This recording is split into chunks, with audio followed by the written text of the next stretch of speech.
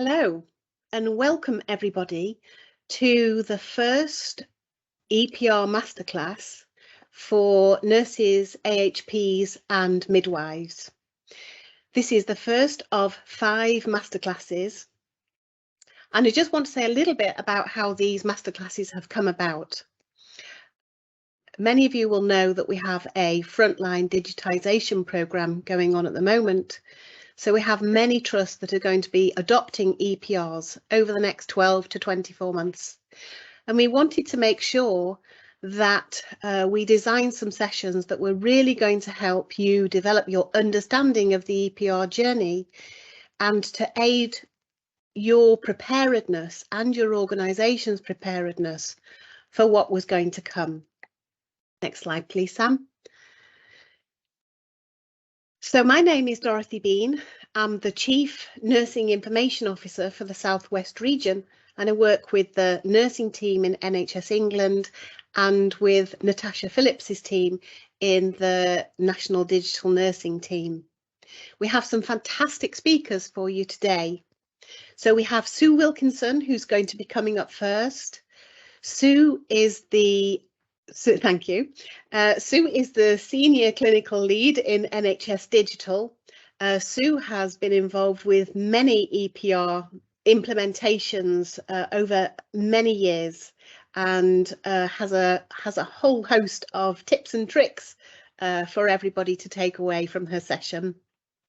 Then we have Kevin Percival, who's the Chief Nursing Information Officer at Frimley Health Surrey, went live with their EPR about 9 weeks ago, so very much in the process currently. And then we go to Pippa Kassam, who's going to speak last, who's the Chief Nursing Officer, Information Officer in the Royal Devon Hospitals. And they went live a couple of years ago. So all of our speakers have got lots of experience with EPR implementation. And this session is going to particularly focus on the EPR journey overall. It's the first session of 5, so it lays out what to expect from start to finish. I'd just like to mention that behind the scenes we have Vicky Fillingham, who's Chief Nursing Information Officer at Royal Devon Hospitals, and that's in the north of Devon. And Vicky is going to be fielding your comments and your questions.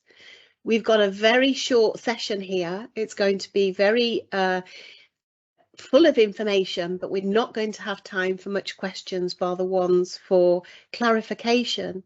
But please do put in the chat your comments and your questions, and we'll pick out a few as we go along, time permitting. And we also have Samantha Selick, who's an associate CNIO in the South West region, works with me. And it's thanks to Sam that we've got this session up and running, and she's the one who's been sending out your invites and making sure that everybody could manage to get in the room all at the same time. So I'm going to hand over now to Sue Wilkinson. Welcome, Sue. And thank you so much for joining us today. Thank you. So just want to talk a little bit around the Frontline Digitisation Programme, which is an enabling programme to deliver on the vision of a digitised health and care system, where the service and its users have the digital services and tools and access to information that they need to effectively manage and improve health and well-being. The programme builds on previous programmes and initiatives that we've had, including the Global Digital Exemplar programme, which many of you will have heard about. You may well have been involved in one of the sites or worked closely with one of the sites. But this programme is also investing in leadership, digital capabilities, enabling infrastructure and workforce. And we currently have 85% of all of the secondary care providers making good progress towards digitisation, with around 23% of those being highly mature. However, we've still got 15% of trusts heavily reliant on paper. The programme has some key ambitions. 90% of providers to have an EPR in place, with all the remaining providers in an implementation phase by December 23. and that 100% of providers will have an EPR in place by March 25. And as many of the providers as possible to meet the minimum digital capability, which is equivalent to around a HIM stage 5 by March 25. But as most of us know, it's not the IT that's the key challenge. It's the soft stuff, working with people, changing the way they work, that's usually the greatest challenge. The National Audit Office reported that difficulties encountered by large transformation projects and found that many had quite unrealistic expectations.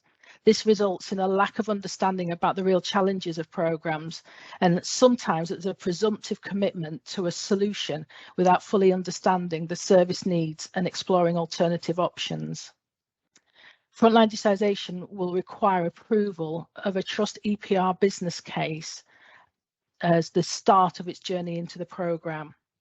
And the 5-case model that's required by Treasury is a useful way of developing your EPR proposals in a holistic way and to avoid some of the pitfalls outlined by the National Audit Office that you can see on the slide that's showing now. Understanding the motivations and needs of key stakeholder groups is crucial in successful change programmes, and the importance of engaging early with key stakeholders cannot be overemphasised. Programmes like this need to be done with frontline clinicians and admin support. And what we've seen is that nursing is often underrepresented, and it's important to consider patient engagement.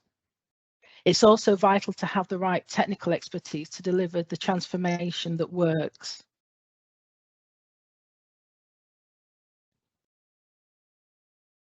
So within the 5-case model then, the first case is the case for change. This is the strategic case. And this is where we look at where we are now and where we want to be. So we need to think about what are the existing arrangements, how are services currently delivered, what digital systems are in place, what are the business needs, what are the challenges, and these might be things like CQC actions or critical issues such as patient safety. We need to consider the policies and initiatives and targets to the context that we work within, such as a long-term plan, the regional digital strategy, and any plans for convergence. Are there any current care delivery models that are unsustainable? And what's the current experience for delivering and receiving care? Think about how we need to get there and what will be and how will success be measured.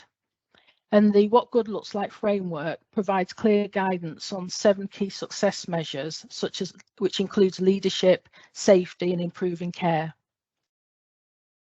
There's also the What Good Looks Like for Nursing, which outlines a unified vision for digitally enabled nursing. It's important that nurses need to be able to access and interact with the records, patient records, wherever they are, but there are challenges that need to be considered. And these include capacity within the nursing workforce to meet the challenge for change, and ensuring that the right tools are in place and that they're intuitive and don't add burden to tasks. It's also important to consider what will be the measures of success and how progress will be tracked, and what are the constraints and dependencies on this programme. For example, are there any other significant change programmes in progress, such as a new hospital build, that may cause some dependency? The economic case is the next section, and this focuses on the appraisal of the different options. The options are explored and the preferred way forward identified against the priorities determined in the strategic case, including the available EPR solutions, delivery of services, implementation approach, and available funding. Otherwise, the options may represent a suboptimal value from the outset. The analysis is based on determining potential value for money, and it considers a series of critical success factors, risks, and benefits. The slide here is outlining some examples of benefits, and clinically, it can be helpful to consider these in the context of quality improvement dimensions, so clinical outcomes, patient and staff experience, safety and quality, and sustainability, i.e. how we manage our resources going forward. The third part of the 5-case model is the commercial case, which focuses on procurement and should demonstrate that the preferred option will result in a viable procurement and a well-structured deal between the trust and the supplier. It requires a clear set of requirements, and this is really important that the stakeholders are involved in pulling those together, and knowledge of what is realistically achievable by the supplier. So insights into the marketplace are important. The fourth case is the financial case, and this outlines the affordability and the funding requirements for the preferred option.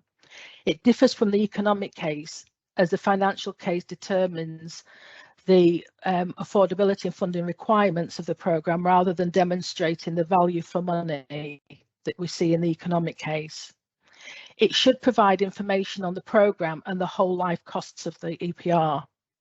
And nurses need to be aware that savings that are identified through cash releasing benefits may be removed from budgets, so for example ward budgets, as part of the affordability of delivering the EPR over its full term. So next we're looking at planning for successful delivery, and it's a key step for managing the implementation of an EPR. It's worth remembering that any anticipated changes and benefits will not be realised unless new ways of working are adopted. Simply putting in the IT won't deliver the desired outcomes. I've mentioned already the importance of engaging early with nursing colleagues, and this really can't be overemphasised. You need to think about a collaborative bottom-up approach involving the same people that will be delivering the change. And this helps to create a shared purpose to generate a sense of commitment, bringing a much greater chance of success and change becoming sustained. It's also worth noting that change rarely happens quickly. There's likely to be at least at one point of the change programme where things plateau. And remember, it usually takes just 6 to 12 months to return to a pre-go live productivity level of activity. And it can sometimes take longer for those trusts that are particularly challenged. There's a number of key things to consider as part of the delivery plan. Governance arrangements. Is there clinical representation on the programme board as part of the senior executive? How is the nursing voice represented in the programme governance structure? And how is the voice of the patient and service users represented in the programme? There needs to be really clear and meaningful engagement with these key stakeholders. Looking at key roles and responsibilities, the programme needs to have effective clinical leadership, including CCIOs and CNIOs. But don't forget that other leadership roles, such as pharmacy, who are invaluable in EPMA implementations. Nursing is usually the largest body of health workers, and to give ability to the programme, nursing should have its own visible leaders. And remember to review vacancies and flag risks of the programme where key roles such as CNIOs and clinical safety officers, CSOs, are not imposed early enough in the programme. This is a significant risk to the successful delivery of an EPR. The clinical safety officer role, the trust should implement the EPR using clinical risk management standard DCB 0160, and there needs to be one named person for the EPR that's to sign off the clinical safety case for the trust. However, the EPR deployments are large and complex, so it's recommended that there are safety lead supporting roles to support that CSO role. And it really can be helpful that the CSO role is separated from other leadership roles, such as CNIO roles, because of the different focuses of those roles and potential conflict of interest. The trust should have an approved clinical safety and clinical risk strategy in place, and that's certainly something that we would be looking at as part of the business case process. In terms of change management, it should be linked, there should be a strategy that's linked to benefits realisation, and this needs to cover the impact of the change on culture, processes and people. And remember that the pace of change can range depending on whether it's a phased introduction or a big bang, but it's best to avoid long pilots. EPRs now are generally considered to be tried and tested technology, and having long pilots can really just delay the organisation getting to a more sustainable position. Also think about how you're going to develop your clinical informatics teams. You need to be looking at how you're going to build capacity, backfilling roles, developing skills and capability, creating a network of champions, and developing links with clinical networks.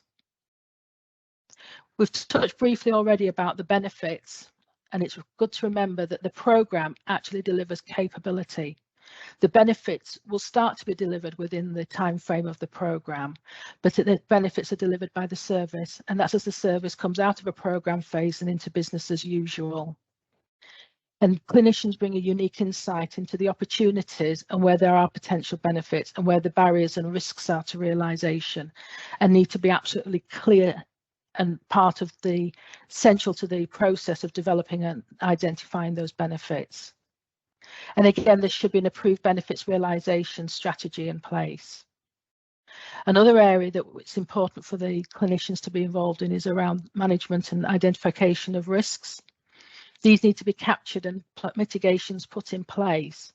And there's a number of examples of risks that we see around EPR implementations, such as tasks taking longer as staff adapt to new ways of working, experiencing navigation issues, and making errors around patient flows because of relatively complex front-end systems, something that you may want to consider as part of your evaluation through procurement.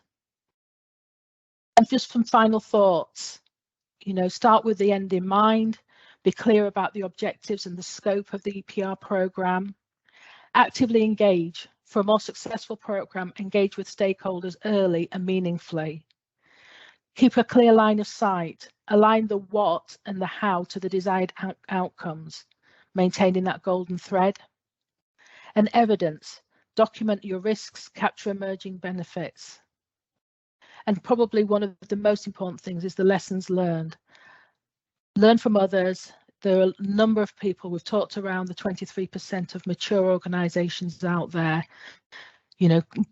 create links and contacts with them, with your suppliers who will be very supportive through the process, through the clinical networks, and the support through the Frontline Digitisation Programme and my team. And there's a host of resources already available and that we're continuing to add to, including things like the blueprints.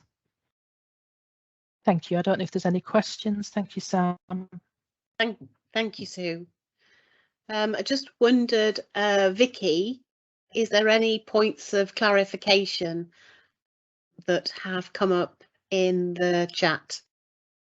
Oh, I'm so sorry. So sorry. I was just going to say there was no questions or clarification, but just wanted to tell the audience that the webinar will be recorded or is being recorded, and the slides will be available, as that's a couple of questions. Thank you. So now we'll go over and hear from Kevin. Sue has set the scene for us in talking about the business case, and Kevin's going to go on and talk about procurement, the procurement part of the journey. Over to you, Kevin. Thank you very much, Dorothy. So as Dorothy said, I am the Chief Nursing Information Officer at Frimley Health NHS Foundation Trust. Next slide, please. And although procurement might sound boring, I'm absolutely enthused by procurement because I think it's a really, really exciting period of the programme. And my best piece of advice, if you're going to take anything away from what I'm going to say this afternoon, is treat the procurement as an engagement exercise. It's your opportunity to engage with your wider workforce. As Sue talked about, making sure that you get early engagement from the whole of your nursing body, including midwifery and HPs, but also how you're engaging with your potential suppliers. This is where you get to date them. You get to see what they bring to the party and what they can do. So first thing for you to consider is we're all starting from very different places. So you need to understand, what is your foundation? What have you got? This isn't always about rip and replace. Actually, this is a lot of the time building on what you've already got.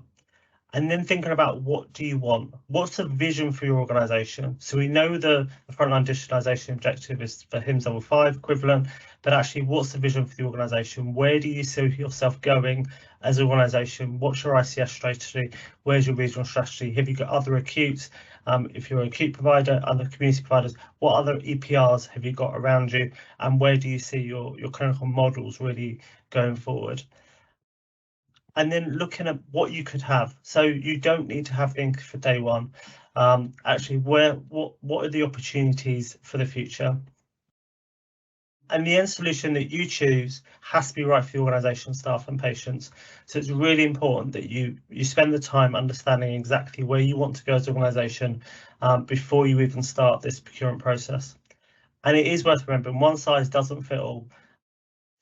When we go out and look for a house, we'll all look for different things in what we want. So it's really important that we get the right thing. And a bit like Sue said, always focus with the end in mind and work backwards, because then it will get to the right answer. So when you're thinking about your requirements, you'll be thinking about your functional and your non-functional requirements. And I would say put as much effort into your non-functional as your functional requirements. When you're talking to your nursing colleagues and talking to the wider nursing teams, they'll all come with their functional requirements, but then think about the non-functional. So how does it do the things that you want to do functionally? And then think about your personas and pathways. So where you're thinking about where you want to go, what pathways do you want for the organisation? What's the idea? When I was running my procurement, my own organisation, I got the groups together of nurses and said, look, if you had no restrictions at all, no IG, no governance concerns, what would the ideal pathway look like from your perspective as a nurse, as a therapist, as a midwife? But then also said to the patients, what's the ideal pathways for you? Because if you start with those personas and those pathways at the heart, you can then work around it into things like your functional and non-functional requirements. So what are you looking for when you're doing your procurement? You're looking for a partnership and not a customer-supplier relationship. Gone are the days where we used to go out and buy technology and pay the company and then have it sitting there. We're looking for a partnership, for someone that's going to support you going forward as an organisation, as an ICS, that can help you deliver the future ambitions and activities that you want to do. You want to look for that capability and competence in those suppliers, or at least the willingness to get there. So when you're looking at some of your SMEs that you want to put into your EPR, as long as they've got the capability and the want that you want to get there in that partnership, you want to do. The change and transformation, as we say, the technology is the easy thing. The change and transformation is so important. So how are they going to support you on that transformational journey? How are they going to bring their own tools, techniques into the fold to help you here? You're looking for a shared purpose and risk sharing as much as possible. You want to succeed together, but also if things get difficult, working together.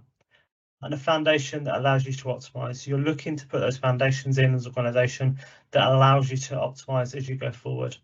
And those demonstrable benefits realisation. When you get to the business case, you're going to want some benefits that are going to stack up. And then thinking about things like your total cost of ownership over the lifetime of the programme and making sure that all stacks up before you even get into that business case stage. So when you think about some of the activities that you're doing during the procurement process, so your scripted demos, always write your own scripts with my best piece of advice and approach. Suppliers will always want to bring their own scripts to you, but actually write the scripts, because if you've done the engagement right, you've got those personas from your workforce, actually then being able to see how that solution or those providers working together can provide what you want to do as an organisation, will bring it to life for those people. It will get that imagination out amongst the whole of that nursing body to think about what the art of that possible really is and actually start believing it. And have some starter questions when they come to the end. That will really get the conversation and the engagement up amongst the whole of the audience, and making sure that those questions really ignite what you really want to do. Observe the rooms during the demos. What are people doing in the room? What's their reactions? How are they doing things? And always use an even score at like it system. Don't use an odd system, because people tend to always go down the middle. If you use a like it system as part of your scoring methodology, then you can make sure you can see which side of the fence people are feeling and how they're feeling, but also making sure you get some anecdotal feedback, that free text, because this gives you those ideas about where you need to focus more attention, where have you got to start people that are going to start thinking about how you can work differently. And this is where you'll start finding your champions and critics. So when I was looking for my champions as part of implementation and go live, it was the people that actually came out of those demos, started talking to me, spoke to the rest of the nursing informaticians and wider leadership, and this is where I picked up those contacts for these people that you're going to really need down the road to help you as part of the overall design implementation. And this is why your stakeholder mapping engagement starts right at that point, because that's where the first time people across the organisation are likely to have seen these solutions that are coming to you, and that's where you can start that engagement and getting there.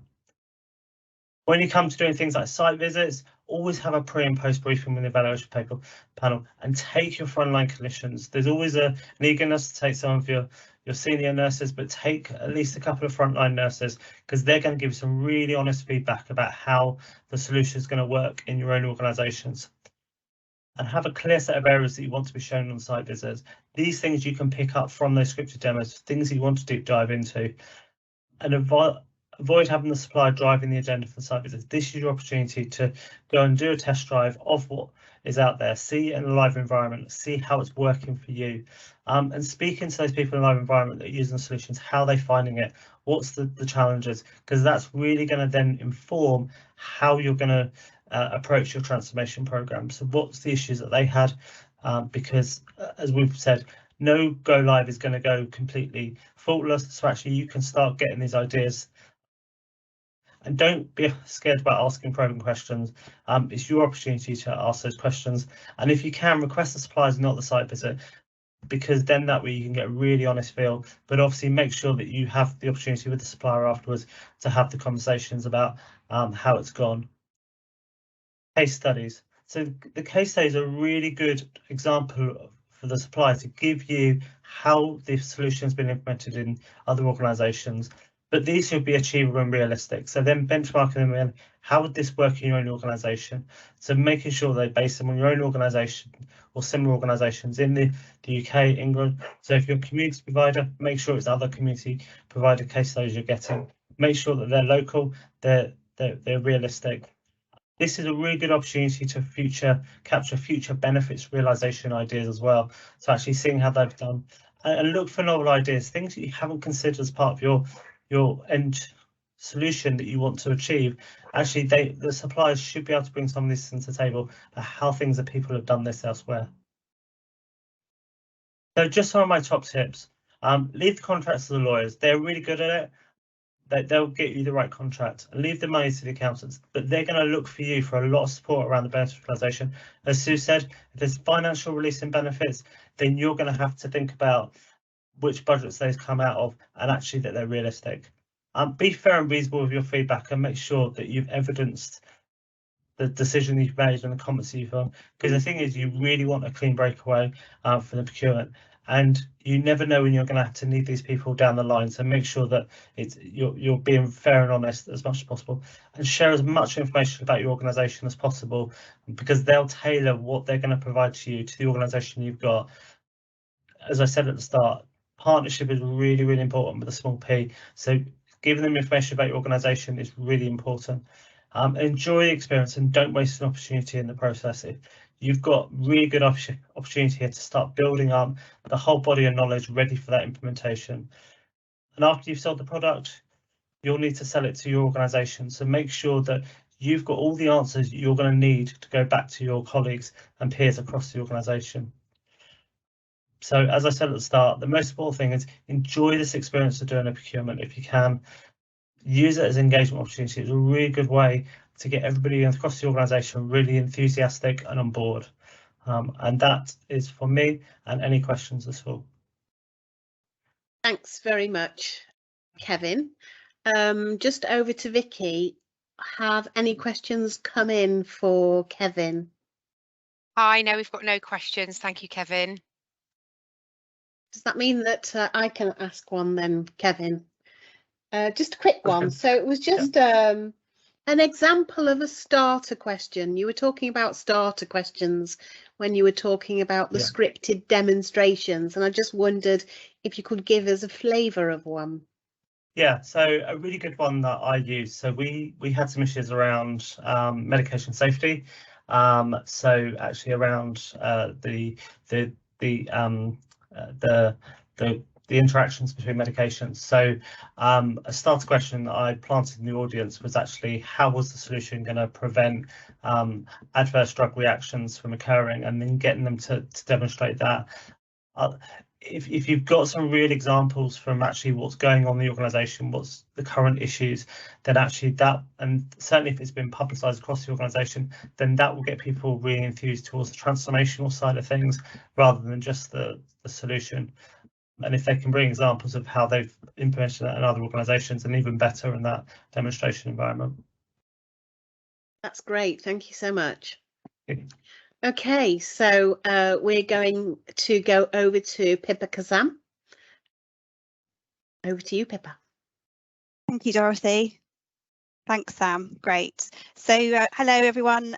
Good afternoon. It's great to be here to give you what is going to be a complete whistle-stop tour of what's been a number of years on my journey so far with EPR implementations, leading on one in East Devon and supporting another more recently in Northern Services. So great to be here. So this is, we had to talk about golden threads, and for me this is a golden thread that's run through the course of my journey as a digital nursing lead and CNIO. The why. Really, it's about being able to describe at the earliest opportunity to the nursing, midwifery and allied health professional workforce who you are representing why we're doing it, why are we doing this now. You know, what is it about this solution that is right for us, that's right for patients, for people and for staff. And it's about understanding how you can tell a story and what's the hook that's really going to capture people's imagination and think about what's possible. So I start often as a nurse talking about patient safety.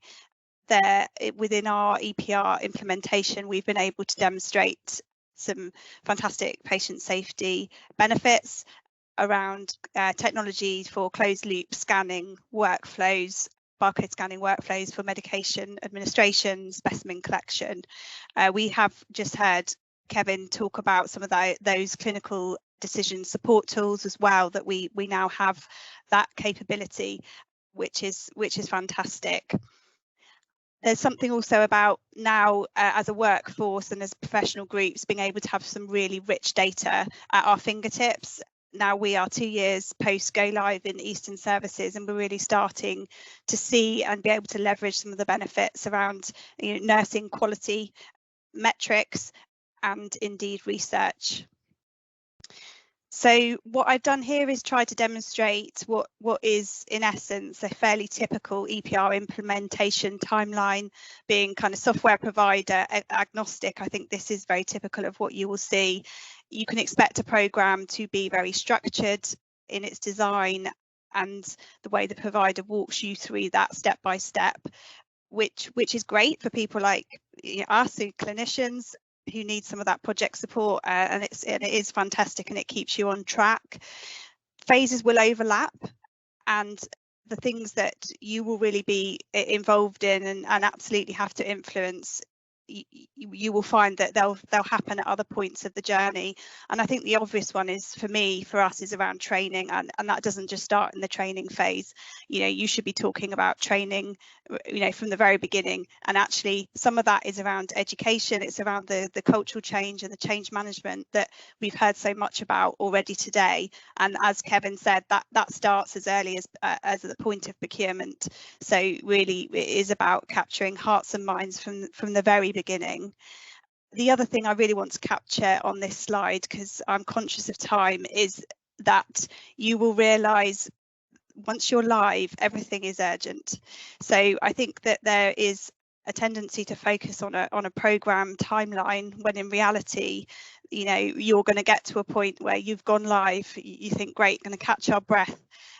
But in terms of, you know, clinical safety in particular, everything is now urgent, and possibly those people who haven't engaged at the start of the journey are going to start to realise actually they probably do need to get involved and make sure things are right for their service. So you're all here today listening to a masterclass on EPR implementation, which I think just demonstrates the importance of having a network. you really, in these roles, I feel I'm very much a trailblazer in what is still quite a novel role in the NHS. And I think that you need to establish your links and your network, your people. Who's your tribe? How are you going to get the help and the support that you need in order to work through this and navigate this journey? You will need a critical friend or two. And so think about those people that you can really link with, develop relationships with, and that you're happy to kind of to hear things from, warts and all, and that you can trust them in that relationship. So again, we've heard loads about engagement. I'll labour the point again. Really, when you're talking to clinicians in particular, you've got to tell a story, and patient stories are really powerful. I have a go live story that I love to tell people, which I think just captures people's hearts and minds and brings to life from a clinical perspective what this is all about. We are an acute and community integrated trust, now on a much larger scale with Northern Devon. And when we went live, more or less within hours of going live, we were able to see immediately the benefits of community nursing team having seen a patient at home. They had done a full wound assessment, they had taken wound imaging, they had completed clinical documentation that meant that when that patient was unfortunately admitted to our acute service within 4 hours of that home visit, all of that data, that clinical information that is so important for us to deliver care and treat patients, was available and at the fingertips of those clinicians. So it's just a really nice story that we like to tell, that just brought to life almost immediately why we've done this and how we can sort of capture people's hearts and minds. Subject matter experts. So these guys are really important. They are the linchpin to the success of your programme. Identify them early. Kevin's talked about this already. And you've really got to trust in them and empower them to make rapid decisions. An EPR programme on the scale that we did it, going from more or less in the world of nursing, midwifery and AHPs, from paper, more or less 100% from paper, to an integrated EPR, we would never have had time for too much red tape and bureaucracy. Obviously you need a governance structure, but you do have to trust the experts to make some decisions. So I think that's a really important takeaway. Super users. So these, how super are they? How super do they feel? How well are you enabling them to do the task at hand, which is to support the workforce who at go live are going to, immediately overnight have to work in a very different way and get used to that change. So identify them early. The chances are, if you've got people who are natural enthusiasts, who have engaged from the start, they're possibly even your subject matter experts, but make sure that they have been given the tools in their toolkit so that when you get to the point of go live, they can truly feel like that they can go out and play that part amongst their peers and feel proud of that role and their involvement in it.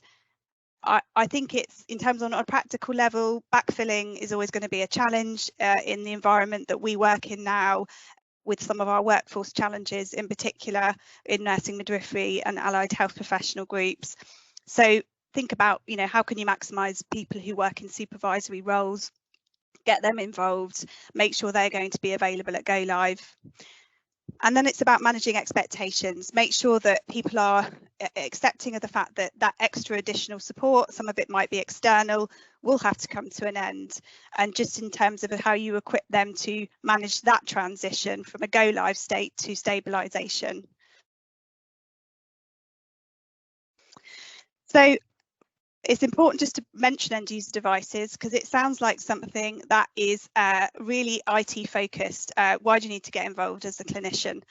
Well, because there is so much around human factors and ergonomics that you need to take into account when you are considering kit, particularly if you're EPR enables you to use things like closed loop scanning. This picture, this is from our go live, probably a couple of weeks before, you know, kit in corridors became very commonplace.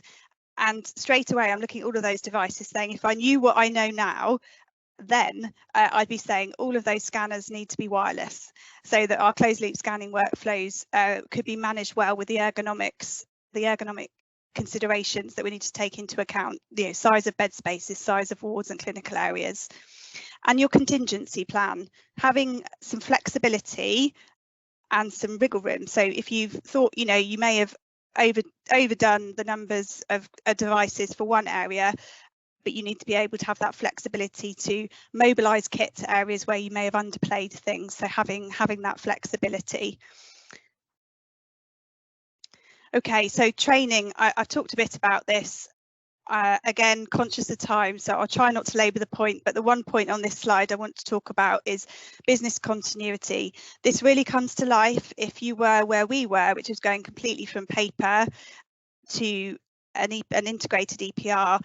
If you asked a nurse on a ward prior to going live with our EPR, you know, about business continuity and what was their part in it in terms of clinical informatics, in terms of kits, devices, clinical systems, they wouldn't have been able to answer that question, and it wouldn't have had a huge amount to do with what they did every day on a ward. As soon as we were live, it became very apparent to people that they really needed to understand what they needed to know about business continuity planning and what actions they would have to carry out in the event of a system downtime. So really something you've got to focus on and work into your training programme if you can.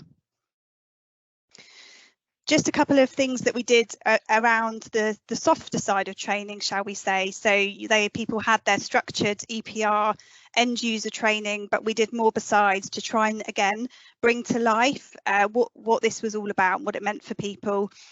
And we did some day in the life videos and demos so that clinical teams were able to come and experience, you know, what the way we did something around clinical documentation, medication administration, patient flow prior to an EPR, and what that would look and feel like once we had an integrated EPR. And our clinical informatics team, which we're very fortunate at Royal Devon to have maintained into our business as usual structure, are really instrumental to providing that clinical context to training, at elbow support, and really bringing to life what it means to work it in this new way. Because as we know, cultural change, it doesn't happen overnight, and it certainly doesn't happen at the point of go live.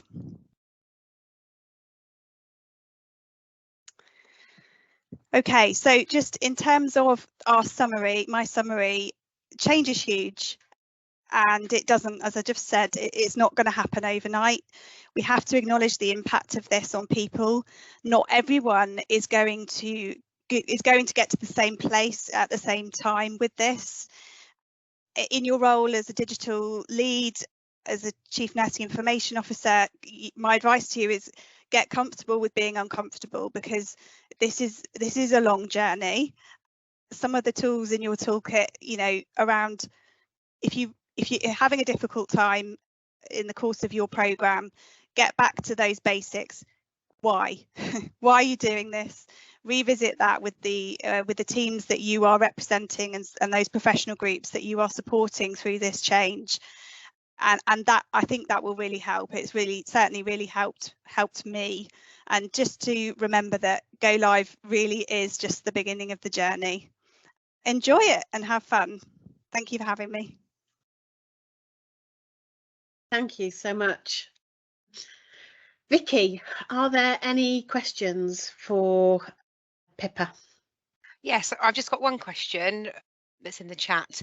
So Pippa, could you help? Do you have a guide on an appropriate number of super users to ensure a good level of support at go live, and how, with your implementation, did you manage that?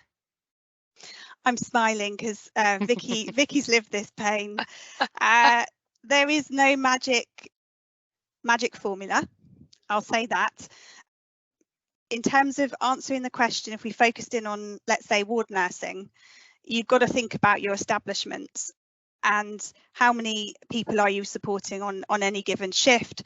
Even things like geography, what's the layout of your wards, of your services, what's your 24-hour service look like, and the staff that will need the support at those different times of day or night, and go back to basics really. I think that it's a really tough one. We had operational readiness leads identified in each of our clinical divisions, and they were leading on this in Eastern, and very much were looked to they knew their services, they knew their service leads to work with on this, to really identify what they thought they would need. So a tricky one to answer concisely, because I don't think there is a magic formula, but it is about understanding your services and your teams. That's great, thank you. So we really have whipped through a lot of that journey. So we've talked about the